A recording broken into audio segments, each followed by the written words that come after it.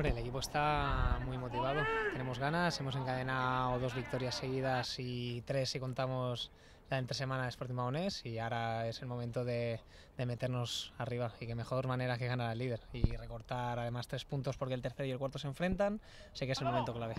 Bueno, bien, el equipo anímicamente pues está claro que ha salido reforzado de esta última semana, que han sido de 9 puntos, viniendo sobre todo del partido en casa contra Mestalla, ¿no? que fue un golpe duro.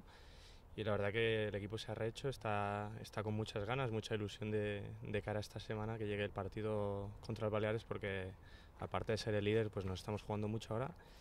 Y bueno, el equipo está entrenando bien, está con ganas y con fuerzas de cara al domingo. Anímicamente muy bien, ¿no? Después de dos victorias más el partido magonés, nos han vuelto a meter ahí en la lucha, que es lo que queríamos todos, y con muchas ganas, aparte de por resultados, por el juego que está haciendo el equipo, por la ilusión y por el estado de forma en el que nos encontramos. Ahora bien, viene un partido difícil contra el líder, un líder muy fuerte, y va a ser complicado, pero nosotros tenemos muchas ganas, y seguro que con las ganas que estamos echando y el apoyo de la afición, de la gente, intentamos hacer un buen partido y ojalá sea un resultado bueno para seguir metiéndonos arriba.